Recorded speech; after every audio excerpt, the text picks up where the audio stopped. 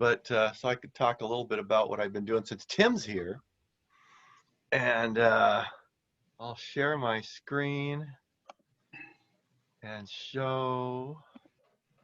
That's the easiest way to do it. There we go. So that I went out to my garage and cut a board. Actually, I didn't cut it, but I drilled these big holes in it. And this was a random board that was sitting in my garage. So this shape was just the shape of leftovers from a whatever, a counter I made 15, 20 years ago. So, but yeah, so this is a speaker Tim's interested in. Give a good idea of what that speaker is. Would that do it? There it is. So it's this Tetra 606 by The Fraboni. Here listening to a capacitor. Oh, that's the right there? That's him. Hmm. He's trying to pick a capacitor, so he's holding it up to his ear, sort of ironically, I think. Oh, I could do that. Yeah, that's a good one. Can't everyone do that? I think so, yeah. That's a common method.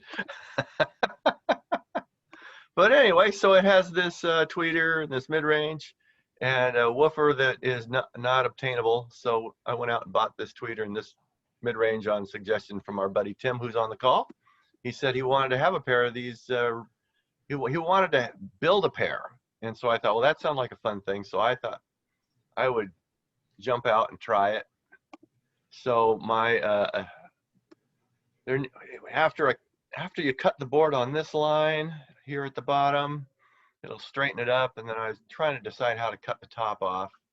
I don't think I want to follow that line exactly, but in terms of speaker design, I positioned the drivers to help cancel out the edge diffraction. So this distance, if you say the distance from the driver to the left is 1, then the distance to the right is 1.5. So that's why they're offset. So that's 1, that's 1.5 times the distance. And then up from the tweeter to the top is 1.25 the distance to the left side. So that helps smooth out the frequency response by doing that. And so this is a woofer box I had left over from a speaker I built for 16? No, something. 2018. I don't know. Anyway, it's been around a couple of years. And so I put it together, used my mini DSP and this Dayton amp, and sounds pretty good, I think. Yeah. So Dana, what about the distance from the lower driver to the bottom of the board? So the is that also calculated? Well, so what I'm going to do with that is I'm just going to match the distance he has. Oh, I see. Okay. Just kind of arbitrarily to keep the sound as close. I didn't match the distance between the tweeter and the mid-range because I thought that looked a little far apart. Okay. But yeah, so this line, this bottom line, when I cut it there, that will then make the distance appropriate between the woofer and the mid-range as it was in the original. So yeah, that's kind of a fun, here's a picture from the back, so you can see the back of the tweeter, and the back of the mid-range is enormous. Wow. Yeah, it's bigger than the back of the mid-range is bigger than the front. Yeah. Wow. That's a 20-pound mid-range. And this is a dipole tweeter, so it plays out the back just as much as the front. And yeah, so it's a fun. So someday I'll have Tim over and he can have a listen to them. Yeah. But I just have the one. I may start over with some better wood here. Howard wisely said just start with one and scrap of wood and see how it goes. But so how does it sound? It sounds amazing. Yeah, I was really pleased. I thought it sounded good. Can you play something? Oh, I was going to, but the cabling doesn't quite reach. Well, and my microphone's crap, so it wouldn't, maybe next time. But Right. yeah, it's interesting. The crossover frequencies, I just used the ones from the 606, and so they cross over at 1,000 hertz and 3,500 hertz. So, which is interesting frequencies. The highest note female soprano sings is a C6, which I think is around 940 hertz. Something like that, the upper 900. So what that means is all the fundamental vocal frequencies are going to come out of the woofer, and then the harmonics and everything above that will be coming out of this mid-range. And of course, above 3,500 hertz, you get whatever air. And so when you listen to it, all of the voices seemed to localize to that mid-range. It's really weird. Nice. Yeah, because I thought, oh man, it's going to really sound like all the sounds coming out of the floor, but it doesn't. It sounds just like it's coming out of this mid-range. Until you until you switch the mid-range off. I sat there and just ran one driver at a time, and yeah, you very clearly hear, the voices, with everything else off, you hear them coming out of the woofer, but there's no edge to them. They're just very mellow, Right. so that your ear doesn't really localize them there. Yeah. So it's an interesting design. I think intentionally, he's done that. So it's fun to go and just, totally rip off another design. Yeah. So what does the measurement look like? Does the whole, the combination sound measure pretty flat? Yeah, I haven't measured it yet. But the individual drivers are relatively flat. Okay. So and of course with the, I did just the very quick, you could go into the mini DSP software and you just set the crossover points, and set the order, and then just adjusted the levels to ear. I haven't done any real good, Right. I could also go in there and EQ each driver to make it just perfect, but I haven't done that. But even without, just with the simplest setup, it sounded amazing, I thought. Wow. So yeah, it could be dialed in to really be perfectly flat. I mean, you can put 20 filters in there if you want, but with very little, or almost, no compensation really on the drivers. You do have to compensate this waveguide. Well, both waveguides boost the low end of each driver a bit, so you need to compensate that out to really get it flat. But yeah. Well, Dana, do you remember offhand what the math is for the theoretical spacing between the mid and the woofer, and how far apart they can stand to be before theoretically? Oh yeah, so we were talking about that. The at a kilohertz, it's a relatively high frequency for a crossover, so then it gets sensitive to phase shift with different distances between the two drivers in your ear. Yeah. And so you take that wavelength, a kilohertz, and you go, oh, okay, I've got, how do we do it? We did 343 meters per second. Well, I think we ended up with 13.5 inches for the, for the full wavelength. Yeah. So it was like 343 meters per second divided by 1,000 cycles per second got you a third of a meter for a full wavelength at a kilohertz. Yeah. So that's 14 inches. So half a wavelength would cause cancellation at a kilohertz, which would be 7 inches. So you want to make sure that the difference in distance to your ear between the woofer and the mid-range is, 3 inches or less, ideally, to avoid that cancellation happening there. It seems like you've got about 2 wavelengths at 1,000 hertz right there, about 26 inches. Well, the distance between the drivers isn't important. It's the distance between that driver and your ear and the distance between that driver and your ear, Oh, okay. right? It's the wave, it's how far does each driver, so when they both waves appear at your ear, is one shifted 180 degrees? Well, that would happen if the mid-range was 7 inches farther from your ear than the woofer. You know, so Right, this one okay. was 8 foot away and this was 8 foot 7 inches away. Mhm. Then at a kilohertz, you'd get nothing. Right. That makes sense. Except for the reverberant field and whatever else is going on would kind of probably fill in a little bit. Yeah, sure. Yeah, yeah. The direct field would be 0. Yep. Yeah, in an anechoic room. Yeah. Yeah.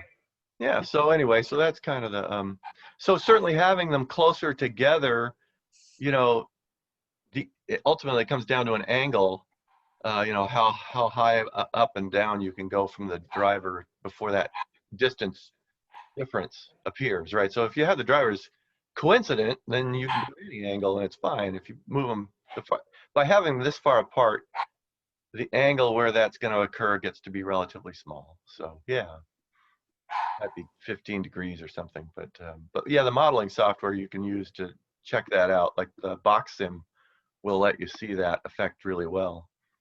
So the other thing I was going to mention, while I can, I put this guy up on Craigslist as free.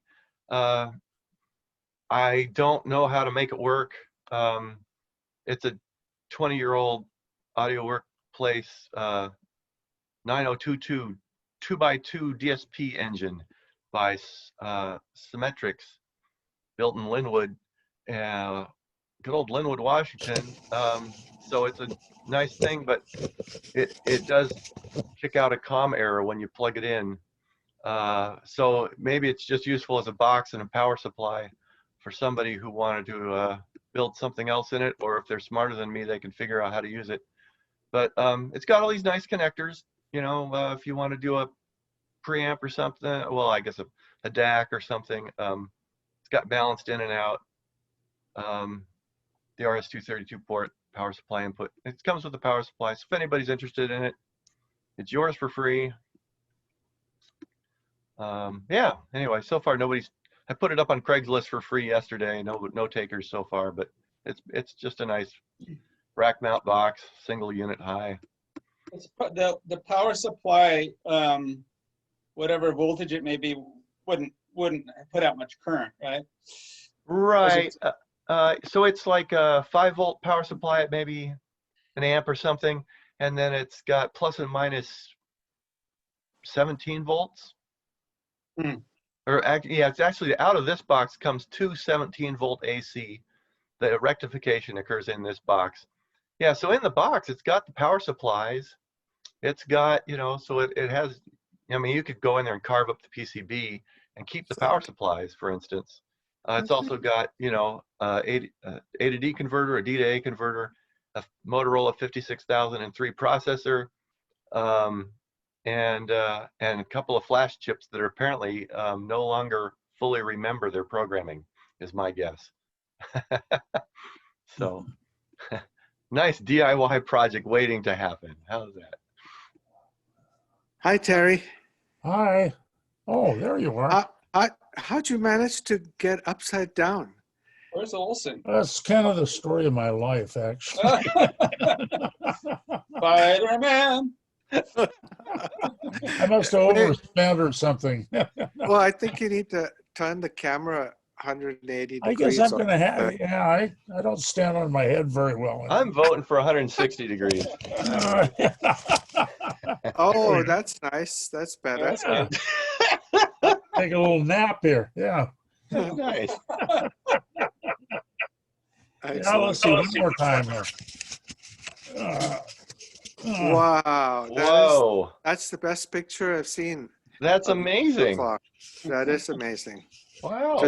I would just leave it. Yeah, that's great. Yeah. I guess I'm going to have to. What's all this stuff?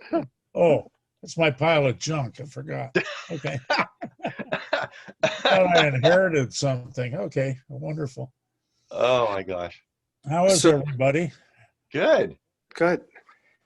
Well, let's see here. I see. So Tim, What did you think of what Dana has put together so far? I just got in, but all I mean, I trying to just talk saw to the box. Yeah. Tim. I was talking to Tim. Oh, Oh yeah, I think it's amazing. Can you hear me okay, Renan? Yeah. Yeah, I think it's amazing. I can't wait to hear it. And I want to build my own pair, unless Dana, you just really want to. I'll pay you your parts and labor, but I really want to hear those speakers. They should sound wonderful. Yeah. Yeah, it's a safe copy the formula project. Yeah. At what, a tenth of the yeah, Yeah, the instead asking of price. they're $33,000 retail, so yeah, good Yeah. times.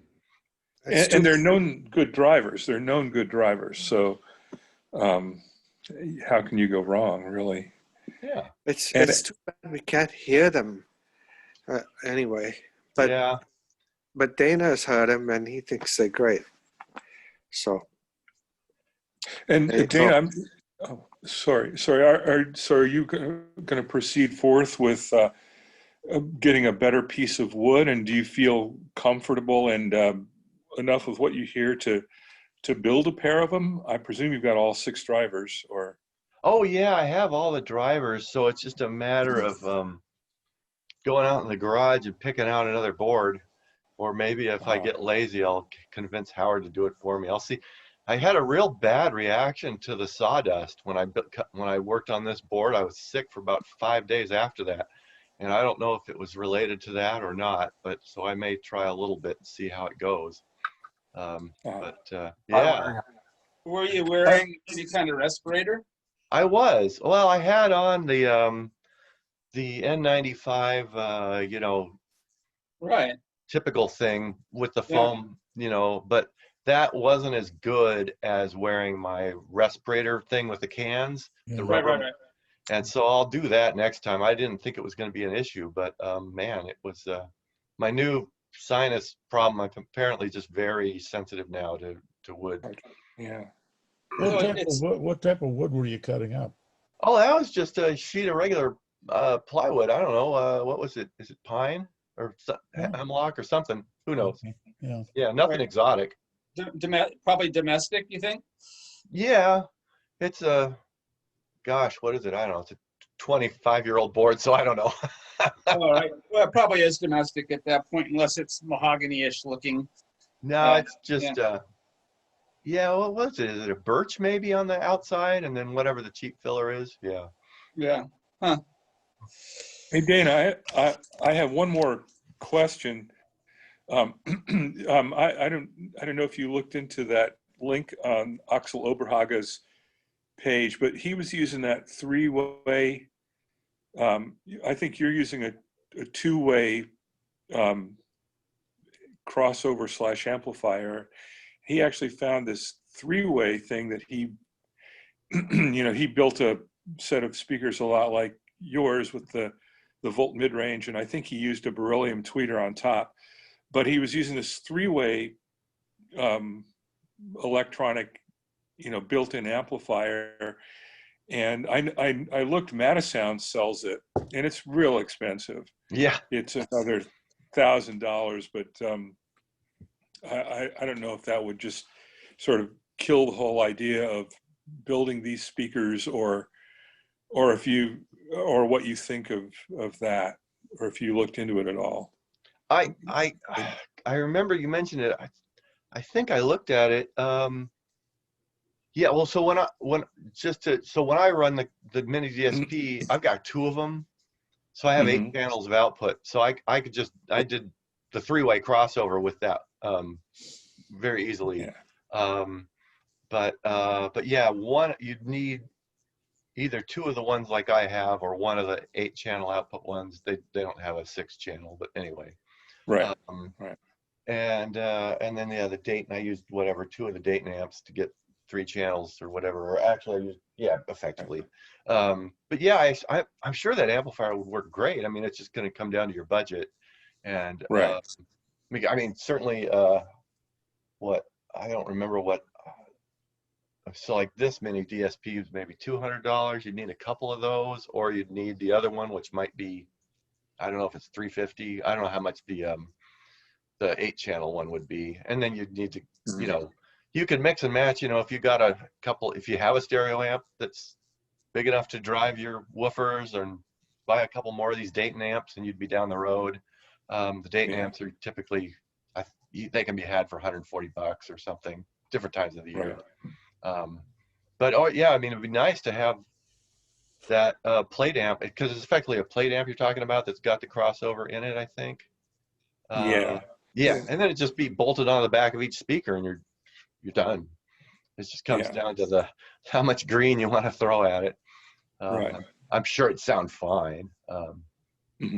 But yeah, I didn't look into detail of what that crossover would let you do. The beauty of the mini DSP is you can put in a 6,000 tap FIR filter if you want. Wow. And it has 20 filter sections for each driver in addition to that. So you can really, I mean, you could correct the speaker to be perfectly flat. You could also layer on top of that room correction if you want. It just gives you just massive flexibility. Or you can just very easily do like I did and just you know, here's crossovers and just say go and leave it the way it is, and have closer to the natural driver response with just the crossovers, you know, more like a passive crossover would be in effect, without a lot of exotic tuning. Yeah. Right. Cool. So Dana, Yeah. the DSPs, I guess there's one of them for $100 and there's one for $200. What's the difference? So the $100 one runs, I think, at 48 kilohertz. And the one that I have is the $200 one's called the HD. So what is it? It's the 2x4. So the mini DSP 2x4, or the mini DSP 2x4 HD, I think is what you're talking about. And so the HD runs at 96 kilohertz, and it adds in the FIR filtering. I don't think the lower one has. I don't think it might, but I don't remember it having the FIR filter. Anyway, yeah, a quick look at but that was my recollection. So the cheaper one, I think, is actually preferable if you're doing very low frequency crossovers. When you get a crossover in the 100 hertz range, the HD model with the high sample rate has its struggles. I mean, it'll do it, but the crossover slopes are not the theoretical perfect ones, because the math, the precision of the math is such. You think about when you're sampling very quickly on a slow moving signal, you need extreme resolution to actually measure a difference between each sample, because the slope is so low. You know, sample to sample, the numbers change so slowly. Then you put that into the math for the filter, and some of the numbers just don't change every sample. And so you end up, if you measure it and you say, oh, I want to do a fourth order high pass filter at 100 hertz, now you go measure it, and you'll get something that starts off like that, and then the slope will just kind of be something else. And so But Dana, could you Is that build a feature or a drawback? it's just a mathematical, I don't know. Yeah. But Dana, if you built a passive crossover for the speakers, then you wouldn't need multiple DSPs, then you wouldn't need multiple amps, would you? Oh, right. I mean, it'd be just like any other three-way speaker, right? Yeah. Right. Yeah. And then you can get all the correct ingredients for the crossover from the DSP, right? As to what you need, and then just build a passive one instead. Oh, sure. It's just going to be, it's just a lot more engineering. Yeah. I mean, to build a crossover where you've got, well, in my version, I've got 2 waveguide loaded drivers. And so you have to start with just each driver and then compensate for the waveguide, and Yeah. then take those pieces and then go and build a nice fourth order crossover. I'd be into $200 per speaker for parts for the passive crossover, Really? or more. Yeah, I mean, if that would be for the low grade parts, it'd be 200 each. And then, yeah, I mean, it'd be fine. Okay. Well, I was just thinking, you know, we kind of, then you don't have to have multiple amps and stuff, do you? Sure. Yeah. But just use your main amplifier and drive the speakers. Yep. Anyway, just Yeah. a thought. Sure. Yeah. By Well, the way, there's a lot to be said for just separately amplifying the woofer, because that can benefit from having a good low impedance drive. right. And then Right. the components for the crossover for the higher frequencies would be much smaller and less costly. So you could use Right. better components. Right. So I think that's a good compromise in any three-way system, especially with a low crossover point. This is how low? Well, this one's actually pretty high. This is 1 kilohertz. Yeah, it's very strange. Yeah. Yeah, running a 12-inch woofer up to 1 kilohertz is a unique design, and that's That is why. very strange. Yeah. Yeah, So and you that's why they custom made their woofer. It's the woofer they use is it's a polypropylene cone 12-inch woofer. I think it's sourced from that Morel. Hmm. It's got to get fairly soft sounding in the that mid-range band, you know, Right. right below 1,000 hertz, because a big polypropylene cone is going to be like that. Yeah, I think that's the goal. It's not going to be real crisp sounding in that area, most likely. Yeah. But you're not using that woofer, you're using something else. Oh yeah, I've got the oh gosh, what's it called? Oh, it'll come to me. But ScanSpeak Discovery 12-inch. Nice. And I don't really know why. Like, you know, the JBL systems from the 70s that use their 5-inch paper cone mid-range, I think they typically did cross to the mid-range from the 12-inch to about 1,000 hertz. So I was looking at the specs on those 166s that I have. I've got a vintage pair of those, and they said the crossover is at 1,000 hertz wow. from the 12-inch, and I don't know, either they're in the shop, so I'm not real super carefully listening to them, but I'm just driving them with the FM radio. But you know, it works pretty good. Sounds pretty good. So it's doable. You just have to have a woofer that's capable up there. You can't Right. just, you couldn't use something that's sold as a subwoofer now. Right. You know, it would take a dive before that. Yeah, a lot of woofers on the market right now really go bad around 1 kilohertz. And so like mine goes good up to 2 kilohertz is where it starts to have trouble. So the beauty of the mini DSP is I could put a very sharp crossover on it and avoid all that. Otherwise, I wouldn't have selected this woofer per se, but it seems to actually sound better than I thought it would.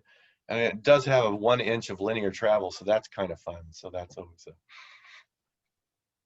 Right. And yes, you know, I was this may not apply for this build, because I was reading Linkwitz's site, and he's doing the 2 woofer open baffle W frame, I guess, kind of. But there's a nice discussion on his website, which is still up, about what it takes to make what's involved with a woofer that can go very long excursions and be low distortion. And it mostly comes down to, if you go over 6 millimeters of X-Max or so, it's mostly handling the air inside behind the, like he says, basically you can't have a dust cap, and you have to have huge vents or a big vented spider. right. But there's a lot of the drivers he talks about are discontinued, or, you know, whatever, but it's still a pretty interesting discussion, and he's got distortion measurements he's made. Oh yeah. So that's a pretty cool reference for, you know, really heavy duty woofers and what it takes to make them actually be able to use their advertised excursion, Right. their advertised X-Max. Yeah. I'll have to look at that. That's a good idea. Yeah. That website, man, if you haven't looked at it, it is a treasure trove of speaker knowledge. Yeah. Yeah. Yeah. And it's just, you know, there's some little bit more technical stuff in there that he does, but most of it, if you even, you know, like, for me, it's like, it's right on that, it's perfect for me. It's right on that edge of like challenging my brain, but still not tons and tons of math mostly. Yeah. Yeah. You know, Before it slips my mind, Dana up in that corner wanted to meet Rene down in the bottom. So Dana has a tube amplifier that pops its fuses immediately, and I said Rene Yeager might be able to help him with that. So if you're at all interested, Rene, You talking about that one down there? yeah. Oh, okay. hey, but Dana, with the tube amplifier that popped, is it one that you've had for a long time and now it's starting to pop them? Yeah, I buy amp with 2 Dynaco amps, Okay. and one of the Dynacos is started making crackling sounds, and I was moving the tubes and it would stop for a while, and then I moved some tubes and it just started blowing fuses and it never came back. Which And Dyna is this? ST70s, Yeah. so the 35 watts per channel. Yeah. Right. Yeah. Okay. Yeah, I'd be willing to work on it. Okay. I would love to. I would, you know, if you could look at it and let me know. It has the upgraded driver. One of them has the old driver board, the original, and one of them is the updated. This is the one that was actually the updated driver board. Mm-hmm. And I like them. I like the way they sound when they work. I had one once. And so yeah, if you could find a way for me to, I know also now it's so hard to get, you know, I can go leave it somewhere and then run away and then Right. What I have people, I open my garage door and you can leave it inside the door. Okay. And then I'll let you know. I'll take a look at it, know what might be involved. So before you spend too much money. Well, that would be awesome. Sure. If you can send me your address and a good time, I can email me. number. Okay. Got my email on the list, so just send me an Okay. email. I'll send I you could. the- That would be awesome. I really appreciate it. Sure. I also had an old Luxman amp that was sitting in the garage for probably 20 years, and when I turned it on, it blew a capacitor. So I took it to one of the shops, and it was so complicated. The guy says, "Well, the power on bulb has burned out, but it's going to take me over an hour to get to it because I have to take everything apart." And I said, "You know, for that, I guess I'll just leave it, you know." So when I turned it on, you can't tell that it's on the power bulb, because he wanted like another $100 to change the bulb. The Dynaco's not like that. The Dynaco's like 2 screws and everything's. We had that problem. Remember with the old audio research amp that we got donated to the club, and then finally Michael Buchel took it, you know, and he showed me pictures of what it took to take it apart to replace an output transistor. It's like layers and layers of mechanical stuff. These amplifiers not to be serviced. Right. It's incredible. Because I looked at it, one channel was dead, and I said, God, I took the cover. I said, no way. It isn't worth it. I said, by the time I put 4 to 40 hours, whatever it takes to replace the transistors, you're not going to get enough for it. So Michael took it for a couple of bucks, right? I mean, and he fixed it, but he showed me what it looked like inside. And, oh, amazing. So, yeah. I think Tim wants to talk. Oh, I just wanted to say to Dana that Turntables and Trails has a pristine looking ST70 for sale think they're asking for $1,000, but I think you can get it for a lot less. They're up in, they're up near Chuck's Hop Shop. Anyway, if you're interested, if you want another one. The other person that I know of that had a couple of, I don't know if the electronics were modified, but Luke up in Cedro Woolley, I guess, he had a couple that he had built these custom machine chassis for, and they used to be his system amplifiers, and then he was wanting to sell them. Now it's been a year, so he may have, because he brought them to a meet, and he had them there for sale, and they weren't cheap. But anyway, if that's a connection that someone might be able to make at some point. They're not. I know you want to get yours fixed, Dana. Not saying you need to go buy those ones. I just another Stereo 70 thing that's out there.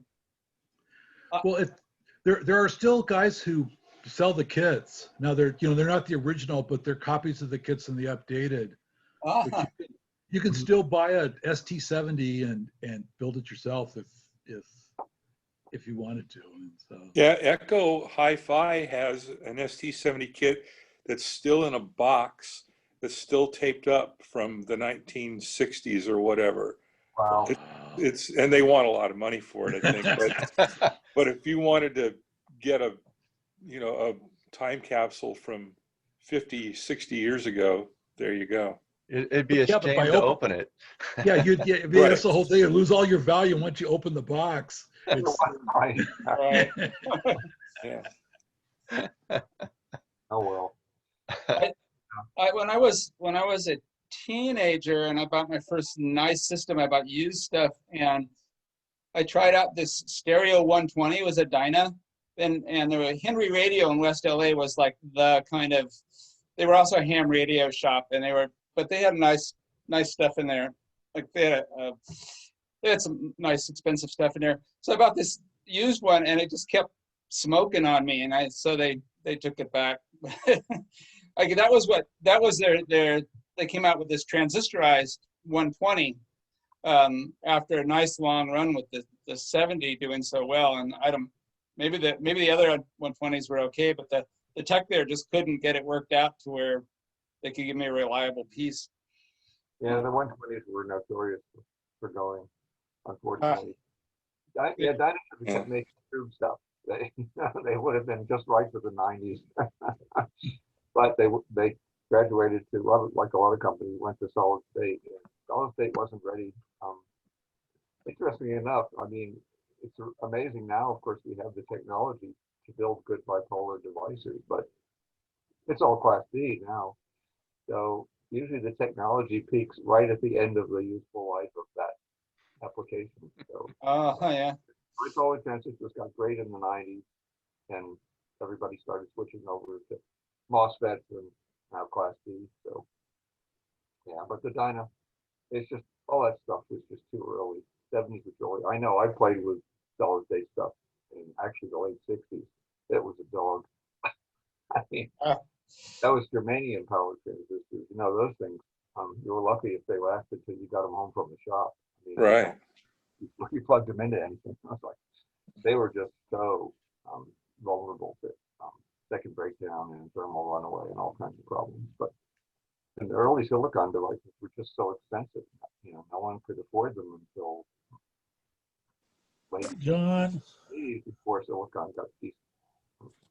Yeah. Hey, John's here. Wow. John, hi, John. Well, I was out trying to work on my car in the cold and I forgot the meeting. Ah. Well, Dana was nice enough to start it late this time for me. I was still late. You live in a different time zone anyway, don't you?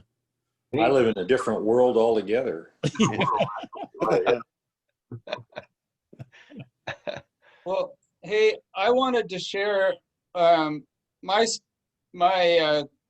current. I don't know. I guess it's a prototype because I'll probably make a pair. But I actually got the drivers mounted in my wave-guided surfboard speaker, and I might have to cut out here at some point if I get a phone call. And so I wanted to share that. Is this a good time? It is a perfect time. Yeah. Let's see if I can get it, bring it closer. Yeah, it looks good. Wow. You can tell Howard knows how to use his wood tools way better than I can. Well, and I also have heat in my shop. Yeah, that helps. It's going to make a little bit of difference this time of year. Oh yeah. Well, that's most of it there. I don't know if there's enough light. So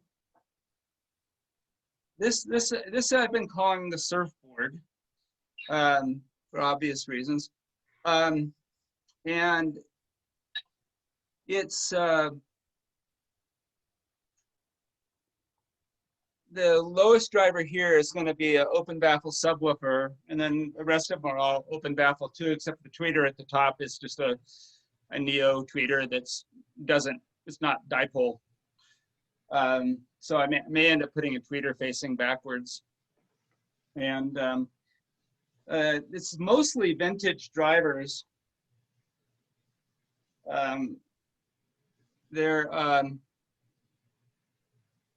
This is down at the bottom. The subwoofer is a JBL 123A, which was used in the compact studio monitors, and then the L100 was the kind of commercial version of that speaker. And it's turns out it's actually a pretty good open baffle subwoofer because it has a pretty high Q. I think it's like 0.59 or something like that, and a fairly low FS. Resonant frequency.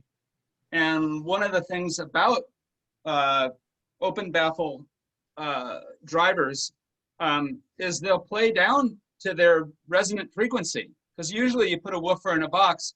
Say you've got a 12-inch woofer, you put it in a 2 cubic foot cabinet, and the woofer itself has a 30 hertz resonance. You put it in a box, the resonance goes up to 45 hertz, something like that, 42 hertz something. And then so if it's a sealed box, it rolls off at 6 dB from there, say.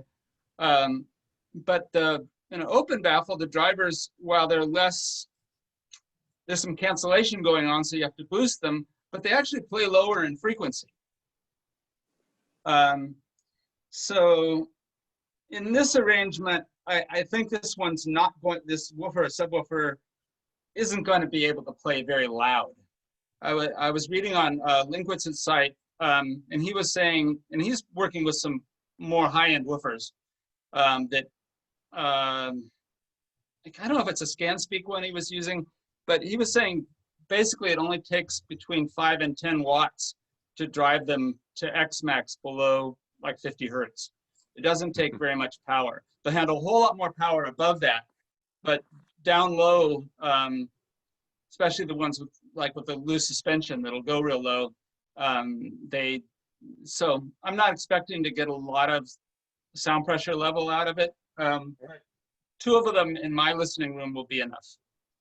And I'm actually surprised the next driver up is a woofer.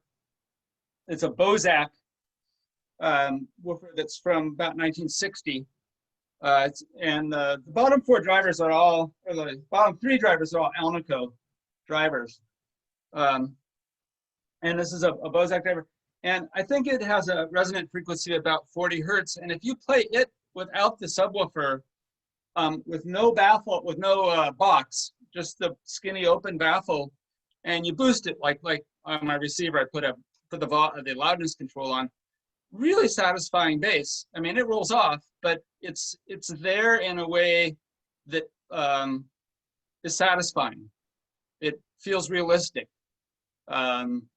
And so it has about a 40 hertz resonance or so. And it I mean, it's in dB, it's down at that point by some, but it's very believable and very, and it's quick and nice. The next driver up here it's just something I kind of had hope it's the right word, a fetish for.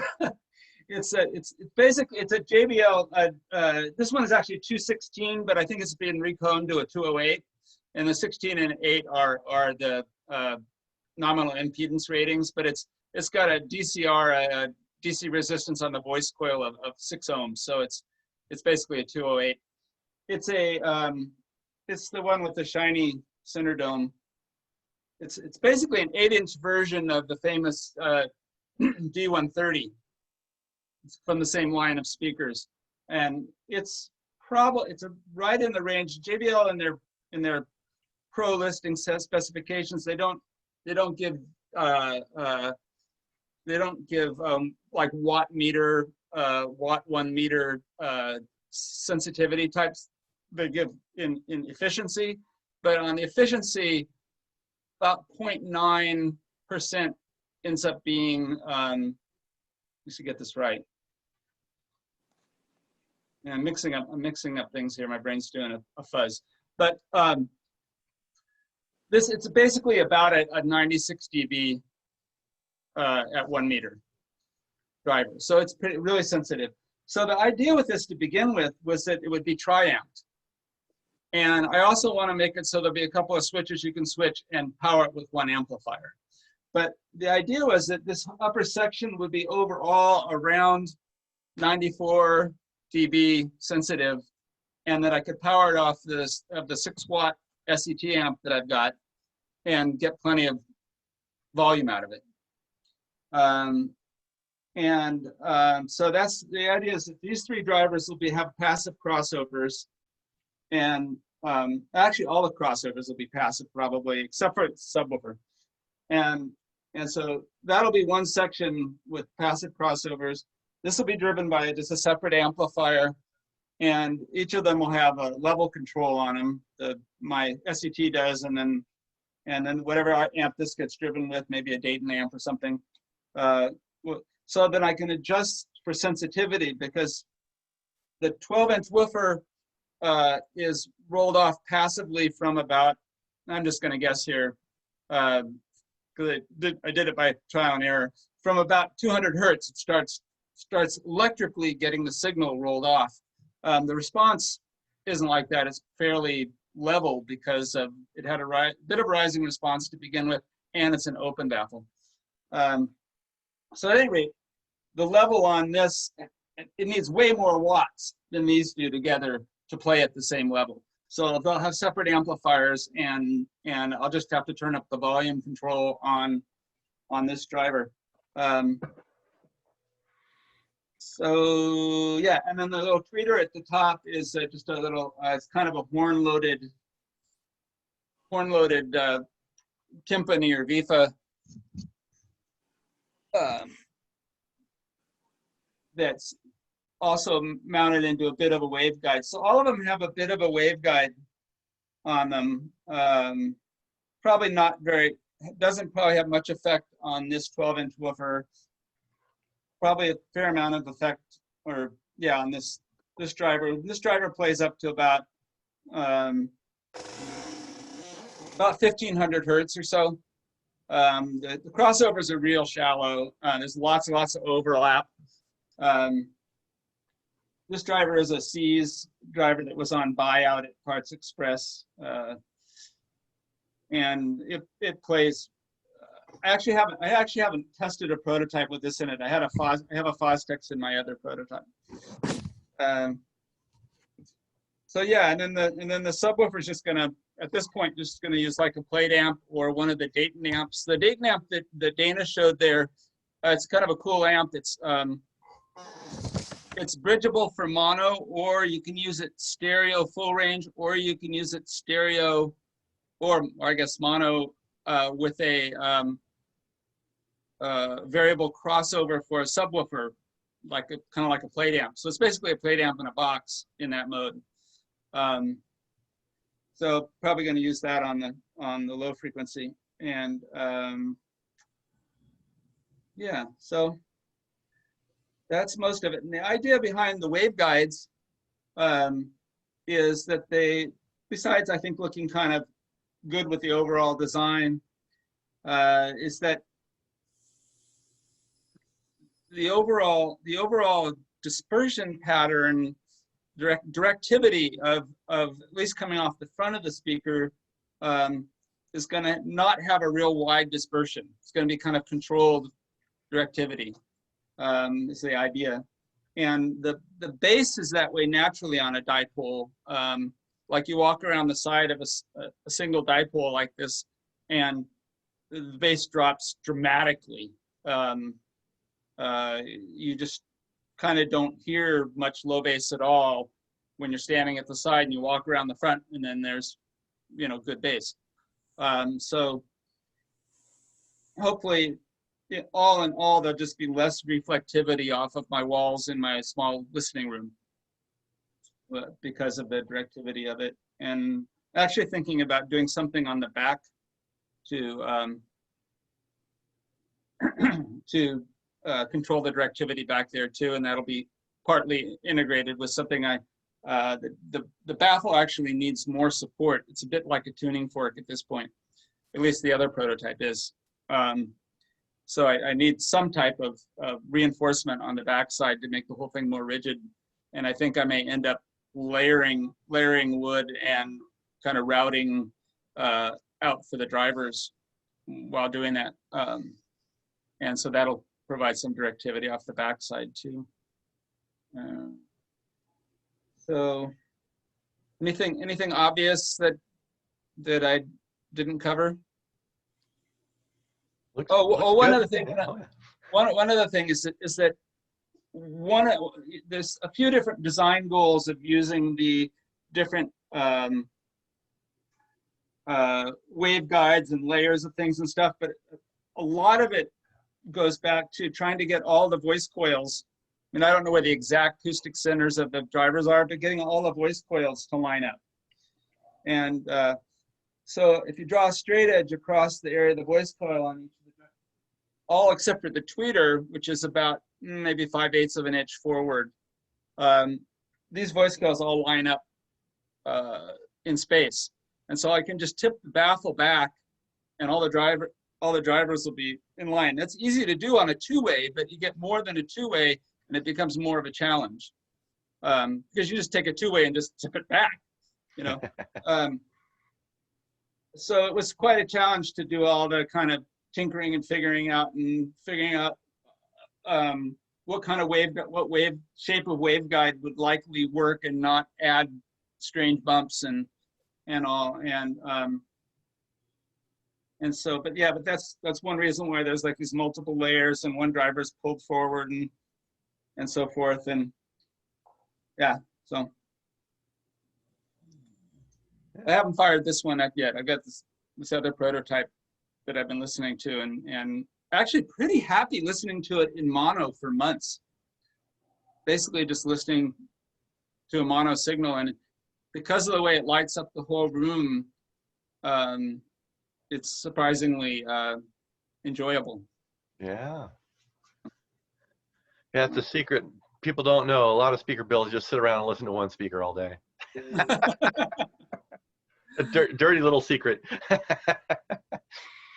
I'm probably going to put, because I've got little kids in my life, I'm probably going to put wire guards over everything. And I've got different schemas for doing that. Especially like this aluminum cone one here, which, you know, basically that driver would just be garbage, or it would be reconed to something else. It wouldn't be original if it got poked in. Howard? But, yeah. You could put them on 5-foot stands. Yeah, as long as they don't use the 5-foot stands for gymnastics or something. Yeah, that's true too. Yeah. Yeah, well, one thing I found out is the aluminum cones on these drivers. I mean, I kind of stubbornly wanting to use this. They have some strange little metallicnesses to them. And on the prototype I have over here with the wire guard over it, I put a piece of felt, about a 3-inch, actually not a circle, but a 3-inch piece over the center, and it took care of most of that. It's basically just like a mechanical way to roll off the high end. And most of what I was objecting to in the sound that I think was coming from the aluminum dome pretty much went away. So I thought, well, that's cool. That works good. That's it. Anybody have any questions? So Howard, The layers, does that also help with the rigidity of the whole structure then? Yeah, because yes, it does. And there's actually not a lot of wood there. Like here, like, you know, here right in this section, it's just like there and there, and you know, so it's really not that stable. On the one that I've got fired up, if you take your hand and, you know, play like I was listening to an album with a lot of kind of very discrete bass stand-up bass playing, and it was an album duets with Rob Wasserman, and so he was playing a bunch of different notes on the bass, but overall it's like this is where the shaking is coming from, this woofer here, because the bottom one, the woofer wasn't even there, and it really didn't vibrate much by the woofer, but by the time you hold it up by the tweeter, it's moving quite a bit up there. It's like a tuning fork, the whole thing. So it's just, I guess it's just the movement that down here magnified by whatever the distance is. But yes, I'm thinking, see what I've done here, there's a layer here and a layer here. I'm thinking about adding, as a scheme to stiffen the whole thing, adding at least one more layer up in, or one more layer up in here. And then at the bottom, maybe for this subwoofer, so that it's actually be a little bit of an H frame, but it's basically a U frame. In other words, just drivers in one end of an open channel. Thinking about maybe even just cutting out sections and stacking them, so the whole thing will be like laminated chunks of wood. So yeah, it needs stiffening. I mean, where I was going before that, because I've seen it on commercial speakers where they'll have a rigid spine made out of a board on edge, and it'll kind of hop over the drivers and then have some type of a screwed down pressure plate on the back of the magnet to hold the drivers in, and that's great too. But I was thinking about how to do that and all the complexities of it, and I thought, you know, it'll actually would work pretty good just to laminate another layer of wood on it. And if I make them out of this wood, this is actually construction grade fir, which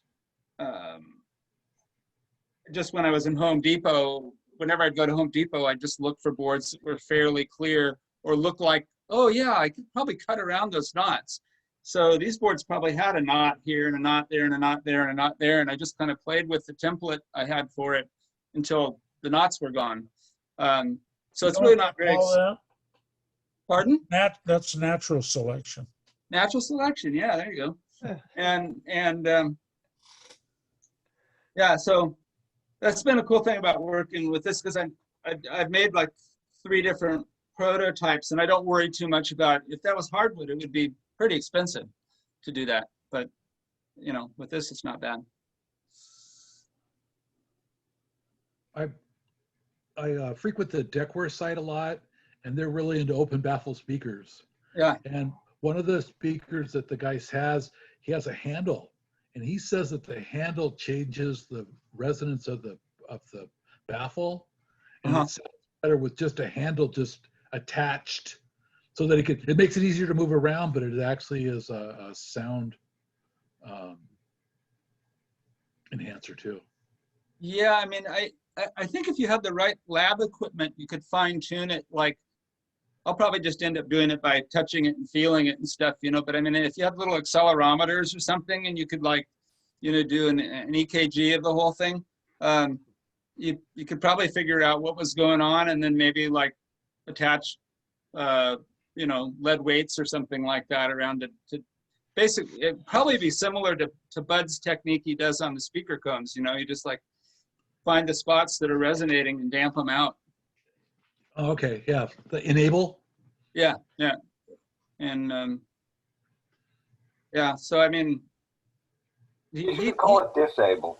Yeah, I was thinking that would probably be more accurate. It does both. Disable the nasty stuff. Yeah, but so anyway, the major thing at this point will be to stiffen it up, and then get the kind of finalize the crossovers, and and fine tune the crossover, and then figure out the amplification, which amplifiers to use and stuff. But I do want to make it so that, you know, if I want to use it that way, I can just run it off of one amp. The toughest part would be to include the subwoofer driver, include both 8-inch drivers, and not end up with too much output between, say, like 100 hertz and probably 100 hertz and 300 hertz or something like that. It'll probably get a little fat right in there, because otherwise you'd need to, I mean, you basically need on this, like the crossover, I've been using a plate amp with, I have a different sub, not this one, it's in a separate little cabinet, but it's open baffle. And I've been having the crossover frequency down at like 40 hertz or 40 to 50 hertz, even below that sometimes. And because it has so much roll off going down, you have to start low and then flatten it out above that to be anywhere near flat. So, but it does seem to work. I mean, I'm sure the response isn't perfectly flat through the bass, but it's really hard for me to, I can't just measure it, just simple measurement. I'll have to do like near field measurements and do the math and figure it out that way if I do it, or just do it by ear.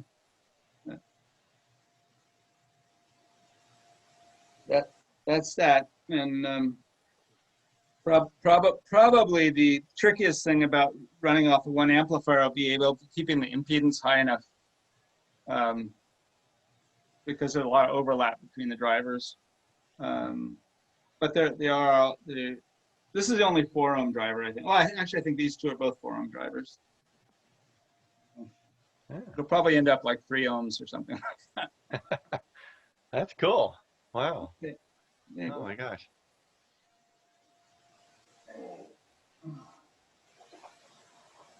So do any of you remember Philip Chance, who gave us a presentation at the Pacific Northwest Audio Society a couple of years back? What was the topic?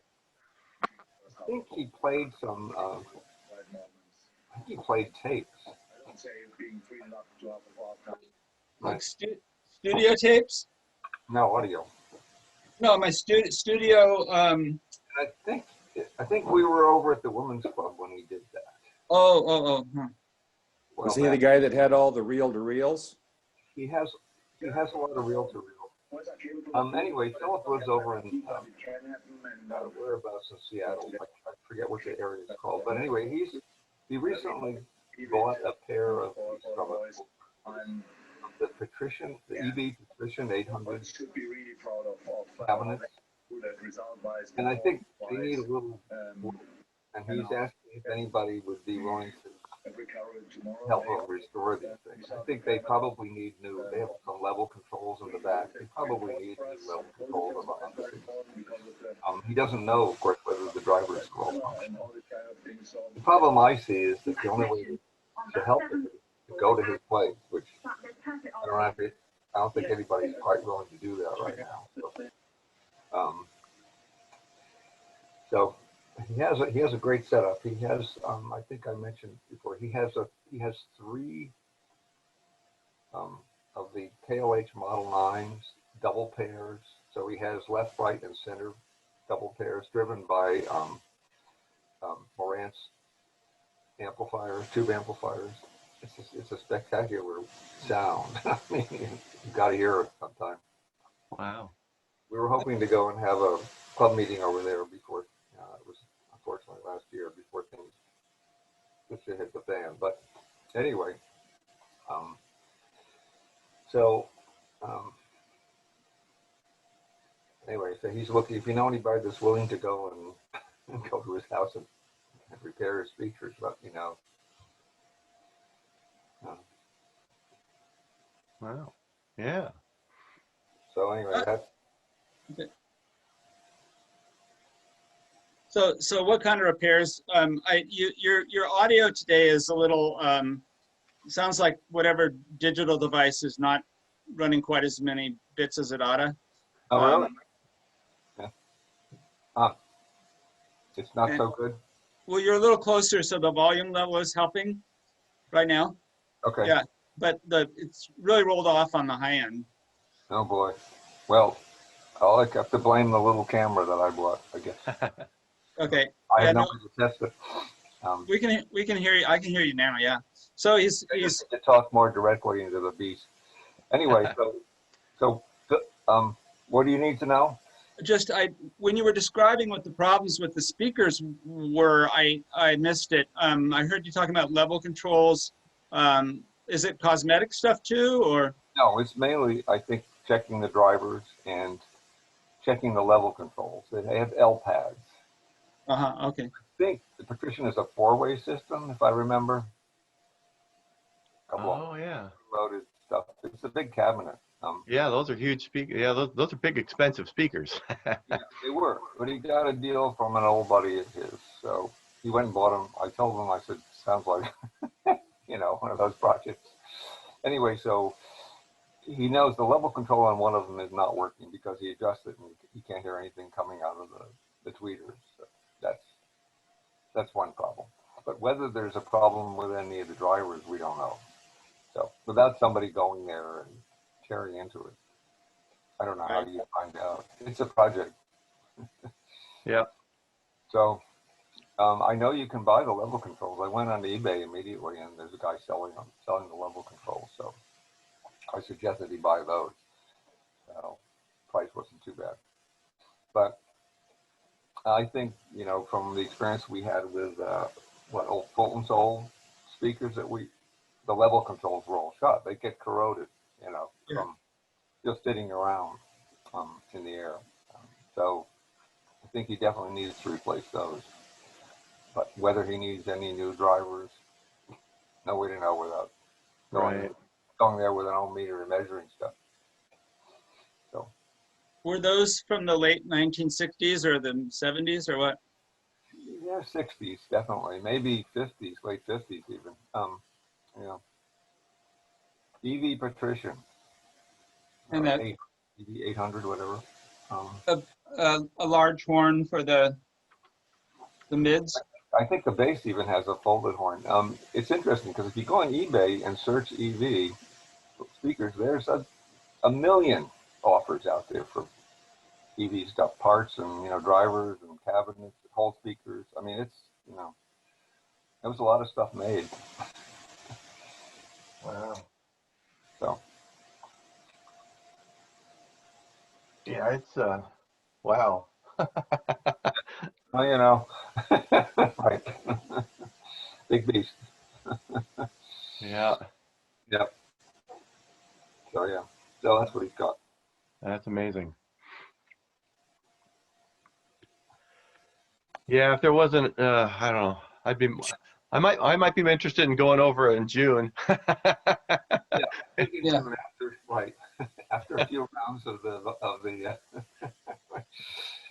it's this is a really bad time with 300,000 cases a day. I mean, it's just not a bad time to be traveling around this. Yeah, it's terrible. Yeah. Pretty bad. If I lived closer, I could go. I had it last month. Oh, yeah. Yikes. How did you fare with that? Not really too bad. It was like a bad head cold. Oh, Okay. But it lasted 2 weeks, and I had a headache the whole time with it. Yeah. Fun.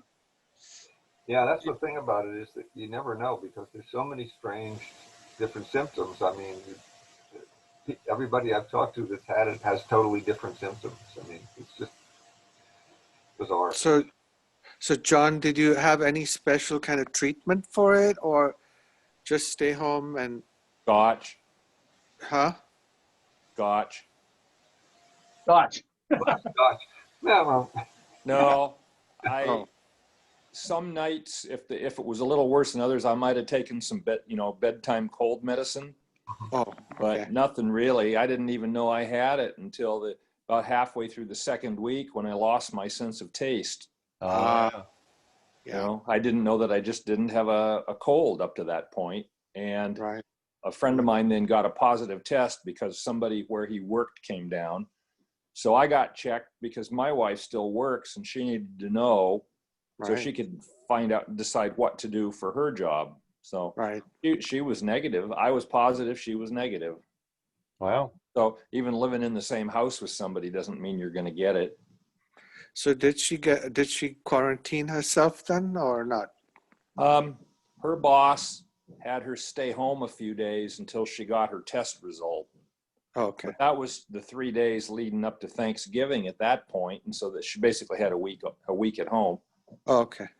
That's But- good. Wow. And do you have any idea how you got it? Not a clue. Wow. Wow. I'm home 95% of the time or 98% of the time. I don't have any idea unless I caught it from that friend of mine, but I hadn't been seeing him very much either. Huh. Oh, So I don't really know. wow. That's So we amazing. got it from the dog. Yeah. Brought it in from the backyard or something. Apparently, Nice. it's showing up in wild animals. There's a mink that got it now. Right. Of course, they're in captivity. They're raised in mink farms, but weird. Yeah. Good to hear you made it through. That's Yeah, good Yeah. to hear you. Well, It really wasn't that terrible for me. yeah. right. I mean, I felt kind of tired for, 2-3 weeks, even beyond that, kind of Mhm. run down a little bit, and a little bit of like a nagging cough, mild bit of cough that's lingered on. But other than that, I don't feel bad. Yeah. Right. Well, Very good. fortunately, you're a fit guy, so it didn't have a nice store of cholesterol to go after. Well, actually, I have high cholesterol, so it probably could have gone after that. Yeah. always- Oh, no kidding. Wow. And you're a bypass patient also. Yeah, right? 10 years ago. Wow. So you are in the vulnerable category. Yeah. But I have type O blood, which is the least vulnerable. Oh, there you go. Okay. That's fortunate. Are you Very taking good. vitamin D? You should be taking vitamin D daily. That's apparently a good. I do, and I always have, so maybe that helped. Oh, there you go. So you got a and the couple other things one- on yours. The other one is zinc. You're supposed Zinc. to take D and zinc. Mm-hmm. Right. I have Zinc a was piece. I have a piece of galvanized flashing that I lick. There you go. A nice zinc coffee cup, and you'd be set. Yeah. Yeah. Zinc, yeah, zinc cup. Right, yeah, zinc is a good one too. I always use that for dealing with colds and Man. flu. Yeah. Mhm. So So I guess you haven't been able to work on any projects then because you've been down pretty much. Well, I built a single-ended tube amp Wow. for another guy, not for myself. Uh-huh. I did all that through it. Wow. So I didn't feel like working on it every day, but so I was, if you had a bad cold, you'd still do things, and that's about all the sicker I felt. Yeah. too. Never went below my neck. It was always in my head. Oh, wow. John, which tube was that? It was a Pentode Mode EL84. It was a copy of it was a project on Audio Karma that he wanted to build. He built the chassis and put it all together, and then went fishing for somebody to wire it because he doesn't have good feeling in his hands. Lives over there in Buckley in the South End. So I said, send it to me, I'll do it. So that was something to do for about a month. Oh, Nice. yeah. How did it work out? Did you try it, test it? I listened to it for probably most of a week just to put some time on it and make sure it was not going to blow up or anything. And uh-oh, dog attack. So, and he has clipped horns, which are, very high sensitivity. Mhm. So I was nervous about it being quiet enough. Oh, yeah. So I kind of played with it and reworked it once or twice through the power supply to make it a little quieter. But he said he couldn't hear anything when he put it on the clipped horns. So, and it's a Pentode feedback type amp, so that probably helped. But when you tried it, how did it sound? Did you like it? I liked it all right. It sounded like a little solid state amp. Oh, Well, with the pentode and, you know, and a fair bit, I think it had 17 dB of feedback or something like that. So it, for the size of it, it had a pretty nice bass and, you know, and pretty extended treble. And, but, I don't know. It'd probably be nice to have one to swap into the system every now and then just for a change. Hmm. You know, 4 watts isn't a lot.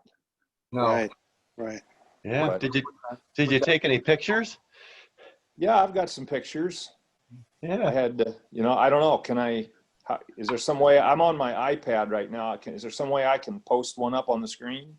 Well, I can see if it'll share your screen. I can make you host, and you could try sharing your screen if you can. Well, give me a try sec. them. Let me see if I've got them on my iPad here. Okay. Yeah. Most of the photos I took with my cell phone, so I don't. Oh, yeah. Right. They may not be in the same.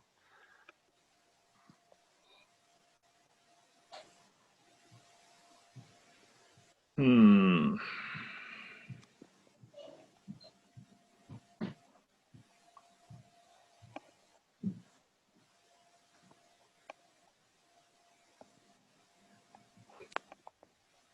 Well, yeah, I've got a little picture of it here on my coffee table. Oh, okay. I've even got a picture of the underside of it, at least at an early stage, not in the finished state. Well, yeah, not quite in the finished stage, but so I don't know if there's a way I can work it out to share that. I could. Or you could just hold it up in front of the camera. Oh, I guess pull it up on my phone and hold it up. Sure. Yeah. Well, you need to turn on your video, I think. Yeah, your video went away, but there you are. There you are. Well, I was looking around through my, Oh, well, I yeah. can try to something on the phone, see if Yeah. that'll actually show up. Yeah. Or you can. I definitely can find dog pictures for you. I went Oh, out to that's Coeur good. d'Alene last Sunday with some friends and looked at the bald eagles and watching them catch fish. Oh, wow.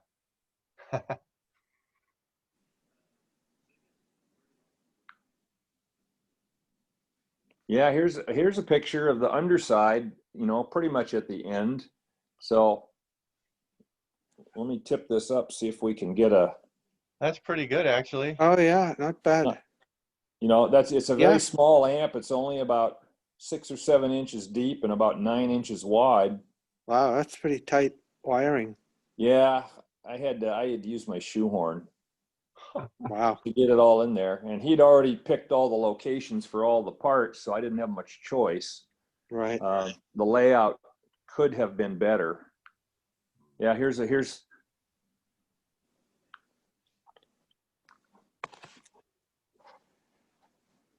Oh, yeah. it's, you know, it's a little Magnavox amp out of a console that was remodeled into this. Oh, okay. Huh. It started out as a single-ended EL84, but a guy named Dave Gillespie on Audio Karma that does a lot of amp projects. He basically the only thing he reused was the power transformer and the chassis. He added a choke, changed the output transistors, and then worked out a whole new circuit for it. Wow. So cute So little that's- amp. The one power transformer is stereo. The power transformer, The output transformer the output. Well, is the big black one. Is that the output transformer? that's the power. Oh, okay. It's hard to see, but in the right behind the tubes there, I'm getting glare here, which is hard to. Right. Oh, that's Oh, fine. You can Right. see the output transformers behind the tubes, and that's Right. a little choke in the front. Okay, I see them. All right, and you said that that's about 4 watts output. Yeah, 4-ish, 4.5. I don't know, something like that. Based on the, you know, so all I did was take the final circuit that from that project on Audio Karma and build it for him. although I added an extra stage in the power supply to cut the noise down a bit. Nice, very nice. Did you do any like distortion measurements or anything like that? I didn't.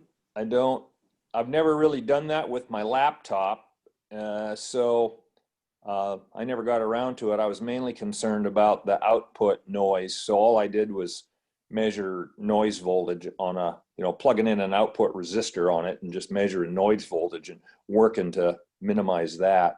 I did capture a scope picture of a 10 kilohertz square wave, and it looked pretty good. Yeah. Tiny, pretty square, and a tiny, a little overshoot at the beginning, and then a very quick damp out. Nice. Nice, nice. So I don't know if I still have that here. Yeah, there it is, the very next picture. Oh yeah. Right. Yeah. It's a pretty good square wave for Oh, an yeah. amp like that. And I Yeah. suppose that's because of the feedback that it could do that. Okay. Yeah, John, we talked about that a while back at one of the meetings where you take feedback from the plate of the output tube, Uh-huh. which does present a much lower source impedance to the transformer. That does improve the transformer performance considerably. I have another little single-ended amp like that I built for myself using just that, what they call local feedback. It was an old RCA console amp, and it looked like the output transformers on that one were somewhat bigger than this one. Although it has most of these console amps have just a single output impedance tap or winding secondary. This one is an 8 ohm out. The other one that I did was a 4 ohm transformer. It worked out pretty well, but I never did do a square wave on it. I just listened to it and thought it sounded pretty good. Yeah. So if you have a single output impedance like that, then pretty much what you'd want to do is just tailor your loudspeakers to that. Pick a loudspeaker that would be easy for that to drive. And yeah, there's nothing to keep you from building an amp like this with a better transformer that's got a multi-tapped secondary. But these little amps don't have much room for a larger transformer on the chassis. And then what do those type of kits, how much do they sell for? Well, it's not a kit. Oh, it's not. Oh, okay. Oh no, you just these both. The one I built for myself early this year and this one now both started out as amps out of old console stereos. Oh, okay.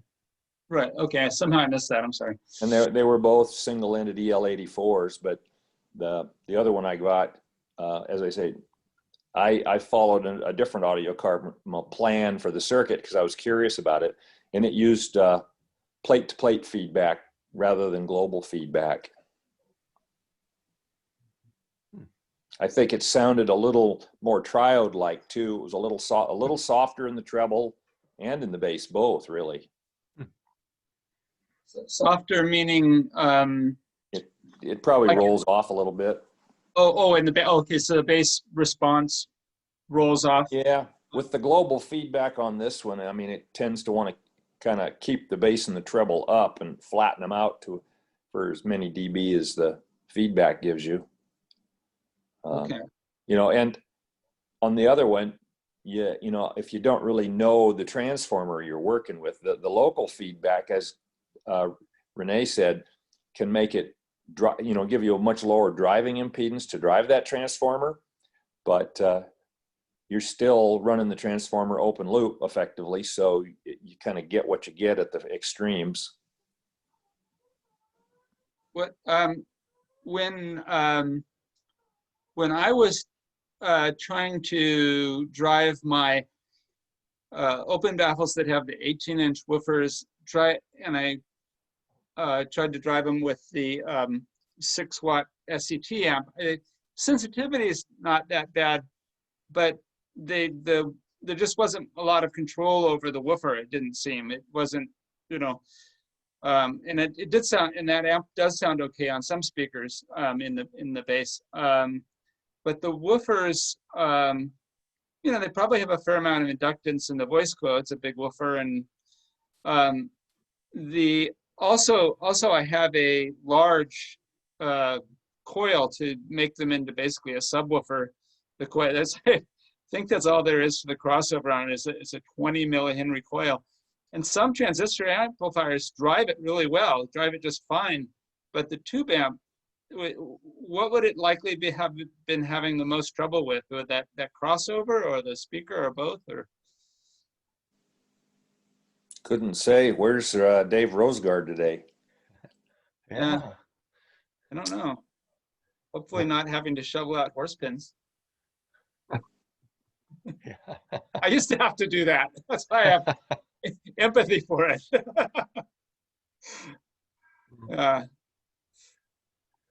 Man. Well, cool. That's awesome. Bang out an amplifier like that, man. For sure. I felt bad for the guy. He said he'd had 7 spinal surgeries or 9, something like that. Oh. Didn't have much feeling left in his fingers, so there's no way he could handle the fine work to wire something up. So I think he was looking to find somebody and pay them to do it, but I told him I'll do it. So it was fun. Hey, beats doing crossword puzzles. Yeah, I do those occasionally too. While I'm eating my breakfast. There you go. Nice. Yeah, anybody, I don't know, anybody else been, care to share anything? Yeah. Mr. Yeager, you've been heating up your soldering iron lately? Yeah, for small projects. I'm still playing around with the idea of building a couple of those mono blocks on the old historical chassis. Oh yeah. I keep waiting for my friend to dig up another pair of the output transformers. The transformers I have so far checked out. I have a couple around here. I don't care for the performance that well, although they might sound good. But anyway, I built up one monoblock, and I use that as the test base for the for the transformers. Was it on the bench line? Yeah, there it is. It's behind me there. At the lower end of the picture. That's the underside of the Servec chassis, pretty much built up, so you can see. Again, it's a chassis that's a little too small for all the stuff that has to go into it. You really have to pack the stuff in. But anyway, that's the one I have used to test. I have an old pair of Bud's transformers that he built from years ago that were going to be driven from the solid state, MOSFETs with feedback. But I never liked the way it performed. So I tried it here with the horizontal output tubes, but some modified feedback, again from the plates back, kind of overall feedback from the output plate. And it's pretty good mid-range, but I didn't care for the performance of those transformers. They seem to roll off a little too soon. So I have a pair of 200-watt output transformers that I pulled out of a couple of quad 8 theater amplifiers years ago, and they were built by the transformers were built by supplied by Reichenbach Engineering, which became Jensen transformers. So they're pretty decent, and they're very good and much better in the high end. They're kind of interesting because they have 2K plate to plate, so they were designed to be driven by push-pull parallel horizontal output tubes. They have a nice feature, which is they have 4, 8, 16, and 32 ohm taps because they were going into theater amplifiers, right?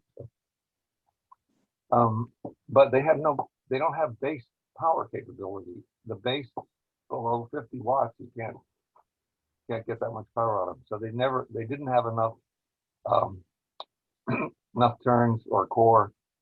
But of course they were designed for a theater where theater horn systems probably didn't go below 50 hertz. Oh, okay. Yeah, so that's what they were designed for. Anyway, they were okay, but I wouldn't use them. They're really big and it's so heavy. Figured I was going to build some monoblocks I should be able to carry them around. So, those transformers are available, by the way, if anybody wants. You need a 200 watt amplifier. Rene, what does it mean, horizontal output tube? What is it? Oh, back in the old days when televisions had vacuum tubes, they developed tubes that are basically pentodes, either beam pentodes or full pentodes, designed to drive the deflection coil for the picture tube, and they have ratings around between 30 and 35 watts plate dissipation. They're pretty good. They have very high plate voltage ratings, like 1500 volts. So they're very happy running the very high supply voltage, and they have very high transconductance. So they're pretty interesting too. They're capable of the ones that I'm using, that were used in the historic amp, are capable of conducting more than 1 amp of cathode current at 50 volts on the plate, which is, 6550s don't come anywhere near that. So they're kind of interesting, and that's why Nestorovic, chose those. For instance, in the Macintosh 300 amplifier that he did, the first one, that used 6 of those in the output stage to develop 300 watts. So anyway, they deliver lots of current. So they're capable of driving very low plate-to-plate impedances. And in the Macintosh unity coupled circuit, of course, that's really advantageous because you end up with a transformer that's really easy to build, of course. It's not easy to build because in this case it uses 4 wires overhand. In other words, when you're winding, you're holding 4 wires parallel for each of the primary, each of the second, each of the primary, each of the screen windings, each of the cathode windings, all wound together. It's a hell of a thing to wind, but you don't wind that many turns. So has some advantages in terms of power bandwidth. Anyway, so these tubes, anyway, 6 kg6, 6 kd6s. The interesting thing is the 6 kd6 is available today. It's what they call the EL509. It was very popular tube even in Europe, and you can get tons of these things from Russia or Eastern Europe for pretty good prices. So if you ever wanted to build a high power with a pentode output, you can't do ultralinear with them because the screen voltage is limited to 150 volts. So you have to run them as full pentodes. But you can use them with, again, the local plate feedback or plate overall feedback to reduce the output impedance. So they make very good tubes for driving output transformers. I can't say anything for linearity. They weren't designed for linearity. They were designed to do a sweep. Sort of linear, but usually the inductance controls. The inductance of the sweep coils control the linearity of the inductor. You're just cramming current in, and the current ramps linearly through the inductor if you have a constant current. So that's what made for a linear sweep across the screen. Wow. But for audio signals, it's a little different. So you do want to use feedback, but they have lots of gain and lots of output current capability. So other than that, what else am I doing? Not much. I haven't gotten back to I was working before on distortion cancellation, low frequency distortion cancellation for output transformers. And I was going to play with that a little more for driver transformers. So that's kind of interesting stuff. Basically, what you do is you generate a negative impedance. Basically, it works in a push-pull transformer. You generate a negative impedance on one side of the push-pull circuit, and then you take the current from that negative impedance drive to drive the other side of the transformer. So you're canceling out the nonlinear current contribution from one half. Okay, so basically the thing has to run class A, has to run push-pull. But for small transformers like little Lundahls, for line outputs, I was able to reduce the 20 hertz distortion down to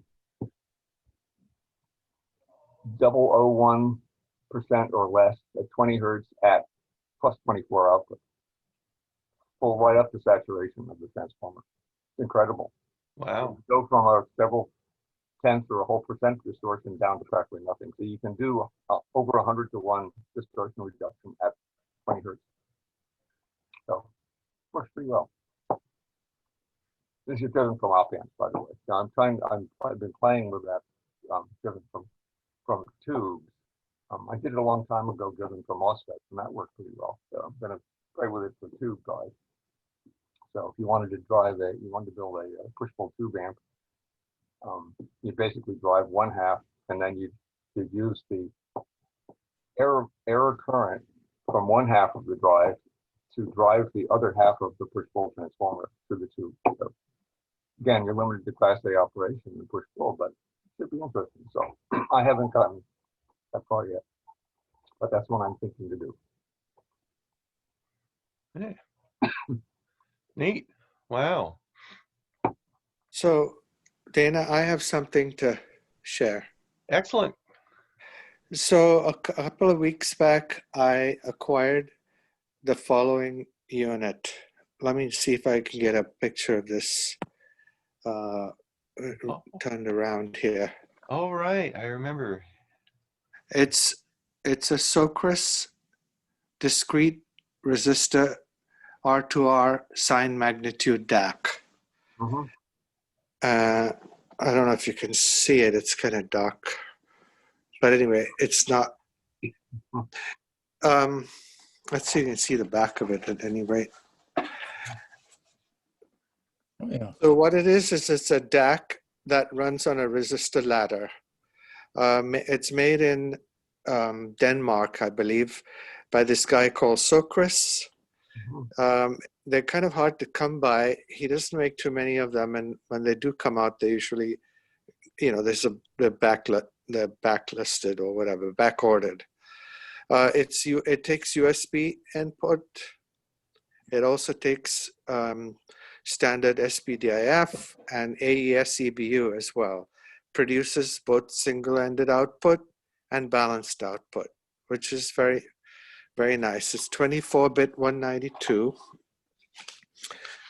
And here are some of the specs. I don't know if you can see that, but anyway, the total harmonic distortion is 0.005% at minus 1 dB, at minus 60 dB, less than 0.02%. Its jitter is 0.3 PS. It's a 27-bit discrete resistor network. Its signal-to-noise ratio is greater than 123 dB. Oh. It's USB input, whatever. PCM, USB input at PCM is 24-bit 384. So it does do kind of high resolution USB input, and it does DSD as well. What else? It has a digital volume control, and then of course the balanced outputs or the single-ended. It sounds pretty decent. I mean, I would like you guys to hear this and give me your opinion of it as well, because I compared it to the resistor ladder DAC that Dana and I put together, and I would say that I kind of like my DAC slightly better. But I may be biased in that regard. But no, it's just too bad that we can't have our meetings, because then we could compare these. Here's the one that Dana and I put together quite a while ago. It's kind of dark over here, but anyway, there it is. No, that's beautiful. Yeah. Yeah, that is a mess, but it sounds great. You asked for more than that. It does sound very good. Did you guys ever have any circuit board made for that one? Just the base, just the ladder circuit board. That's this one. So if you get, these are 0.05% resistors, Vishay. So yeah, we do have a circuit board for this part of it.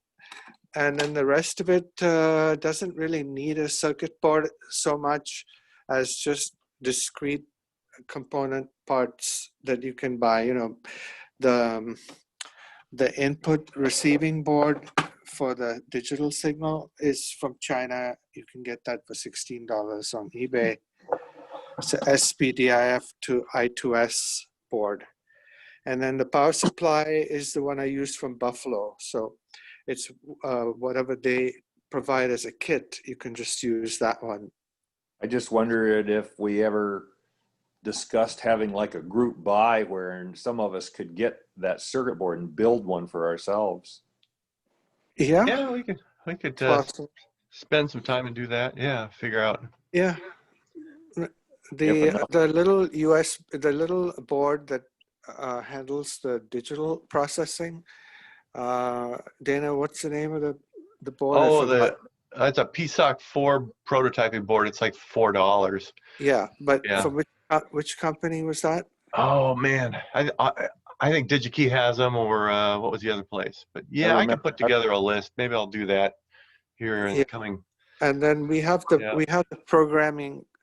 You know, we have the code to program the chip, the processor. So that would have to, be done. But that's easy enough. Once you have the program written, you just burn it to the chip. But remember, it's a 16-bit DAC, so it's 1644 only, right? I mean, if you want to do more, you'd have to double the circuit board and do some more things. I mean, the precision would go down, right? The more resistors you have, the harder it gets to get good precision out of so many of them. But anyway, 16 is sort of manageable. So this one from this Socris board from Denmark, the guy has spent a lot of time figuring out how to get, and he uses resistors that are 0.02. No, wait. I forget. They're not that high precision, and they're Vishay resistors. 0.01% resistors. But anyway, yeah, it is possible to do, and it sure sounds nice. And of course, if you do the wiring neatly, not like the way I have it, it'll make for a quite nice looking unit. Oh, and by the way, it accepts SPDIF and AES input.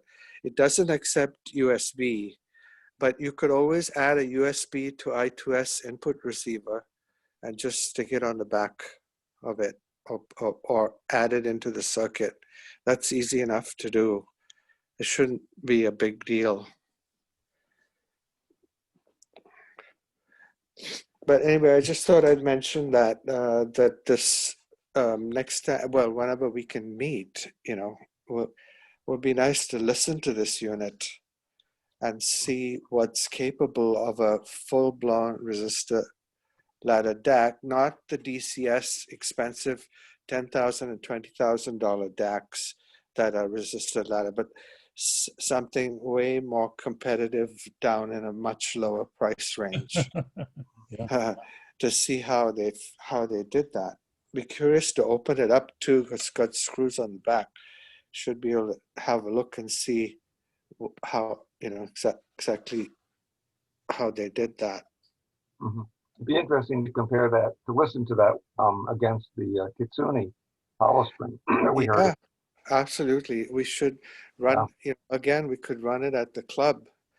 Does someone have a Kitsune at the club? Yes, Sean Archer has the latest incarnation. Yeah, we could have him bring it over and we could listen here. I didn't catch that. What type do you have? What was that again? Sorry. Somebody asked. I didn't hear what Rene was saying. What type of DAC were you talking about? The Kitsune hollow spring that we heard at the club. Yeah. It was last September, not this year, but the one before, year before. Remember, the club, actually, it was June of last year. And Hey, Rene? I was going to buy it, but we didn't. Yeah. Hey, Renee, Stan Dellis has ordered the May May. DAC, the latest one. So Yeah. That's he what Sean should. has. The May Right. does. This compares with those DACs, by the way, and its precision is just as good, if in the same league as those. And it's under 1,000, this DAC, Right. whereas those are 2,000 or 3,000. But anyway, yeah, we'd be curious to see what it sounds compared to the other ones. Yeah, yeah. Somebody is showing up over here. Oh. She came charging down the stairs wanting to play. Nobody here. The whole game. Anyways, I thought that, yeah. but anyway, so I'll just hang on to this thing till next we can actually physically get together, whenever that would be. Well, that'd be neat. So, Yeah. There you go. Yeah. Yeah, we can compare it against, my my Street Fighter, the Mass Drop DAC too. There you go. right, right. Well, I actually have the I would love to do this. We should have a DAC off, because I have A bunch of guys dacking off, man. I've got a bunch of guys DACing off. Because I have the MHDT, the Orchid DAC, which uses it uses the old 1541 DAC chip, Oh yeah. and it has the tube buffer for the output, and I really like it, and it was all because of Dana's DAC that started me down that, and so it would be great to hear the different sound signatures and how they work. It's also a 16-bit DAC, but it has some kind of thing that it'll input 24 by 196. It only outputs in 16, but you can feed it different frequencies. Yeah. Right. This guy Socris studied that 1541 DAC, the old one, and this is the reason why he designed. He named it. He named his DAC the 1541. did it with discrete resistors and sign magnitude. So yeah, it would be very nice to compare that. That'd be fun. Yeah. Wow. Yeah. Yeah. About it. Yeah.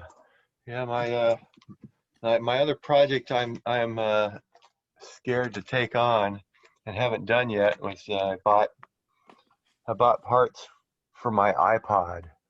So from iFixit. And good old iFixit, they actually have videos showing you, I bought the battery first because my little iPod Touch needs a new battery. And then while I was on the website, I thought, if I get in there to change the battery, maybe I'll change the USB port and the headphone jack. And so you can buy that as well.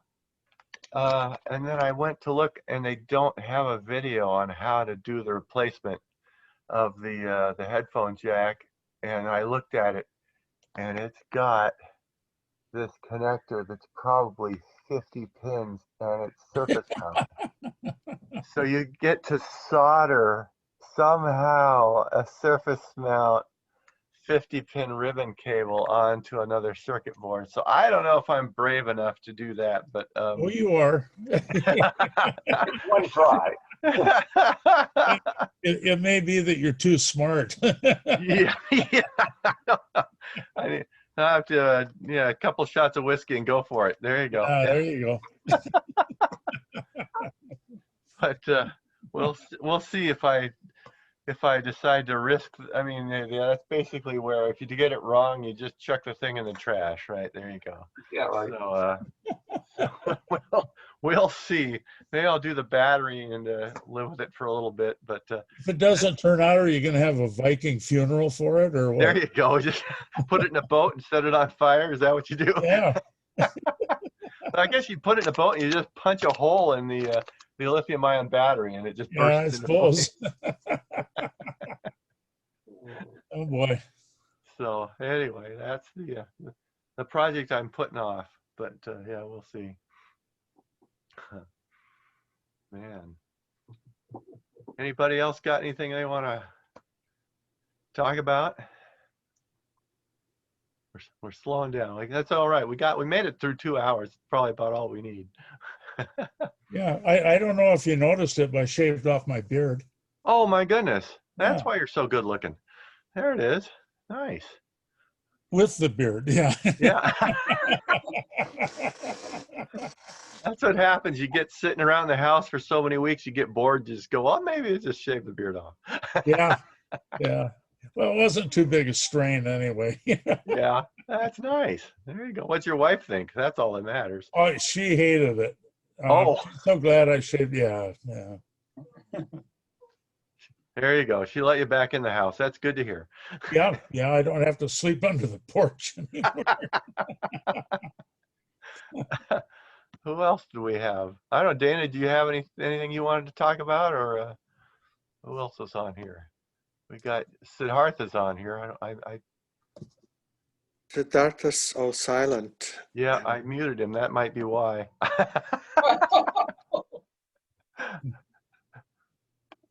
Can I unmute him? All I can do is I can ask to unmute him. There you go. But Sidhartha, you got anything to say to us today? Hello. He's dark and he's mute, so I don't know. He may have walked away. Maybe walked away. Yeah. Yeah. Oh well. Yeah. Hi there, you guys. Hi there you are. Oh, there he is. So I think I was somehow systemically muted. Yes. Deaf, dumb, and mute. So I'm actually going to be doing a little DIY woodworking project that I am way over my head with, but I have to drill some holes in a. I'm trying to create a small butcher block. Like I've got 2 4-feet butcher blocks. Wow. That I want to put, sort of make into a small stand. So I bought these Irby's Audio Labs super gliders. They're these footers from Irby's Audio Labs, and they're for heavy enclosures and heavy speakers. They were under, I bought them on US Audio Mart. They were under these large Tecton audio speakers. So I have to get a particular, which I don't know about, so maybe you guys can tell me, but particular intensity of a drill, and drill these 1/4 inch holes so that I can then, attach these footers in there. And I've got a drill guide. Not sure what intensity of drill I should actually get that would work with something as, intense or whatever, thick as a butcher block. It doesn't have to go very deep, but I have to just get the right drill gun, whatever you call it. So that's what I will be working on. The whole audio thing has been hinging on this. I mean, I was about to put my system together, and then another, Audio Society member, Tony, he said, if your butcher blocks are sitting on the carpet, that's going to dissipate a certain amount of the impact of the butcher block. So you should actually put them on these small footers. So then that thing got delayed. I mean, my system hasn't been up and running since a very long time. So in any case, that's the little DIY project I'm doing, and I don't have very good woodworking skills or those kinds of skills, but I think I have the right implements. So if you guys have any ideas or suggestions, I'm open. Is it maple? Yes, I believe it's it's something I bought at Lowe's. It's this I believe it's maple. Yes. Right, and how big of a diameter of a hole are you supposed to make? How big of a diameter is what? Of the hole? The hole needs to be 1/4 inch. Oh, 1/4? 1/4, yeah. Oh, that's all, Um, okay. So Yeah. actually, tell me if this is right. The footer itself has a diameter of 1/4. So should the hole be wider or about 1/4? So 1/4, it sounds like there's some type of a threaded screw that's supposed to go into the hole, or is it? Exactly. It's a threaded screw, and then there's going to be a nut that I tighten. Oh, so it goes all the way through the butcher block? It goes some ways into it. I don't know how much, but I was told by my friend that you don't have to drill a very deep hole. It just Okay. needs to go some ways into it. Maybe, I don't know. Again, I'm open to suggestions how much it should go. Yeah, I mean, quarter inch, you can use almost any handheld drill to drill a 1/4 inch hole. I think probably the easiest one to control overall, and probably the most useful thing, would be to get like a cordless, a battery operated. It's more expensive because you can go to Harbor Freight and get if you aren't going to use the whole thing a whole lot, you can get a plug-in type drill for $29 or something like that. If you're only going to use it once in a while, and those can, I mean, I don't know about Harbor Freights, but cheap drills can last for years. Right. If you don't pound them too hard. Right. Harbor Freight's got a cordless drill on sale for $25 right now. Very nice. Very nice. So we also have a McClendon's close by, which I like patronizing. If they tend to be a little more expensive. Once in a while, they'll have stuff on sale that's right. Good prices. Otherwise, they're pretty much standard retail kind of. Standard retail.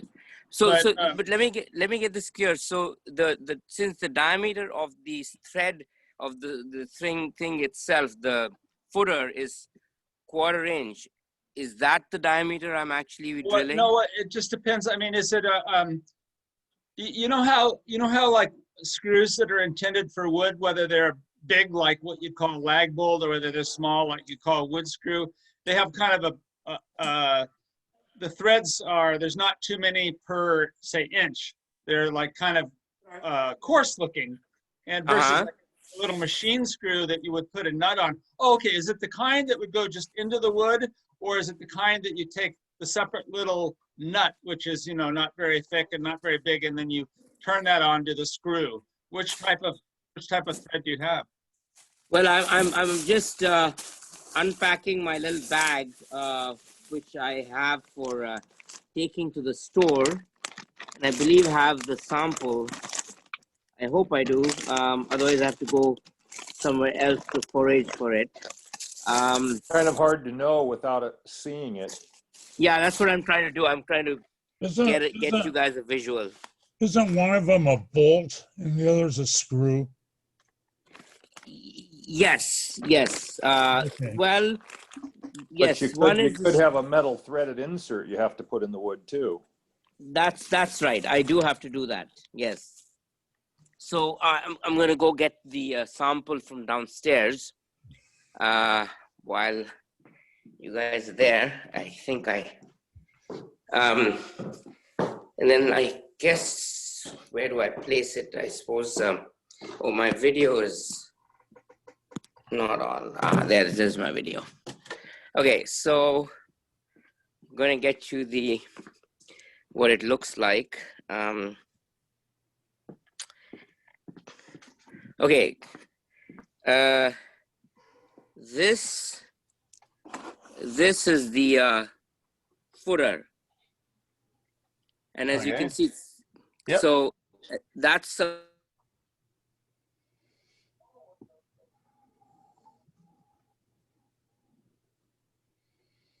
1/4 inch Where does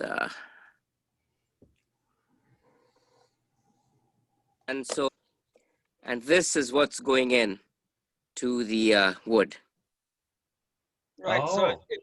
it looks like that screw, is that screw long enough to go all the way through the butcher block? Is it just, it seems like it's just barely long enough. If it's long enough.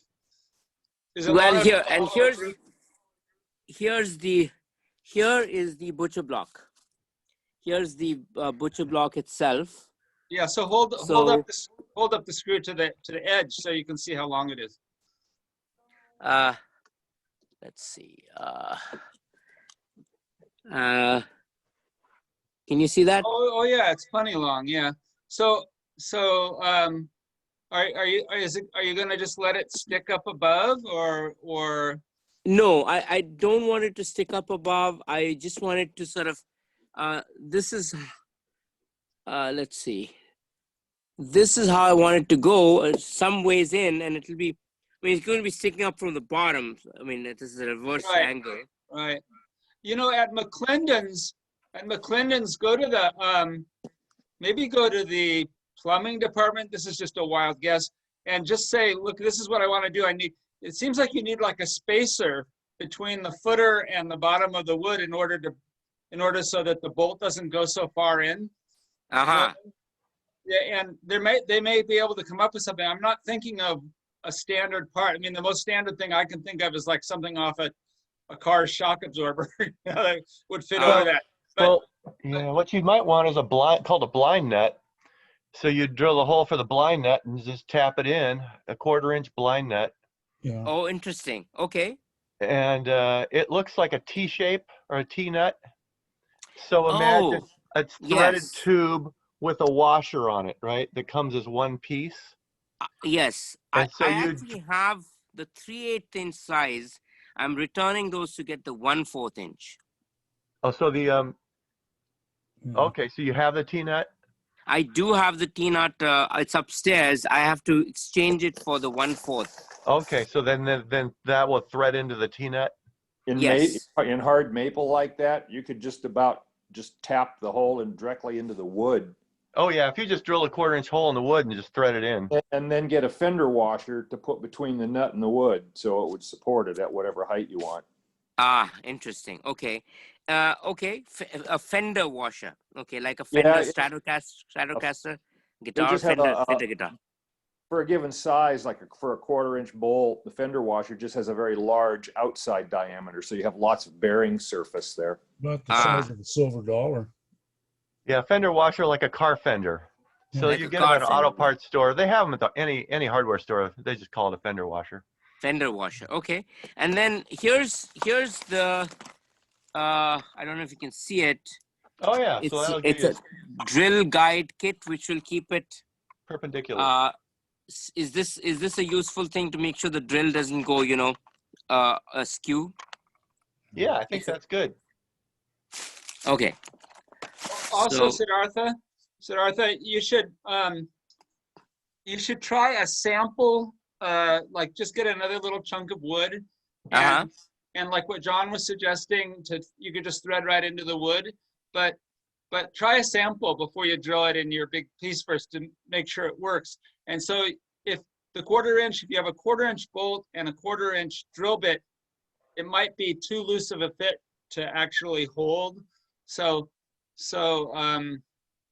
maybe there's like the American size that's or the SAE size that's under a quarter would be 3/16, and you might be able to get something that was even fractionally a little bit bigger than that. But try a smaller bit first also. So you can always drill out a smaller hole with the next bigger size, but if you make the bigger hole, then you're kind of then you're left with a bigger hole.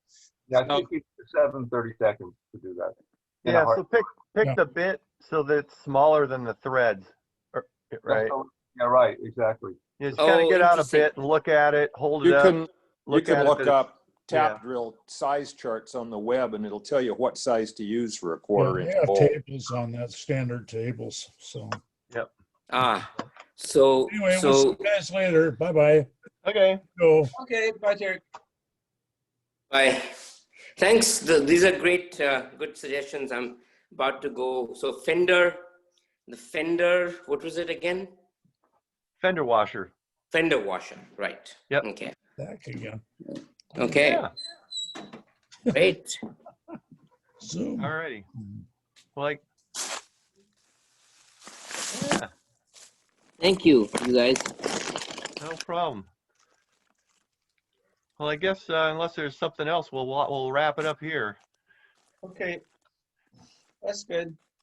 Hey, neat. Well, thanks for coming out, everybody. It was great to see everybody. Glad Yeah, you good to survived, see y'all. John. Thanks. Yeah, glad you made it through the crappy COVID thing, John. Dang. Yeah, I was lucky. It wasn't so terrible for me. Yeah. I'm a little jealous of your immunity now. They don't know whether it lasts very long though. So Right. Yeah, I think you probably got 90 days. Party. Yeah. Woo. Yeah. All right. Hey, Okay. All right. All right. Merry Christmas, everybody. Merry Christmas. Merry Merry Christmas to Christmas. everyone. Yeah, Good we'll to see everyone. talk. Thanks for putting it together, Dana. No Yeah, problem. we'll, My pleasure. we'll talk again Thank in you. January. Sounds good. All right. Okay. Thanks. Bye-bye. Take Bye-bye. care. Bye.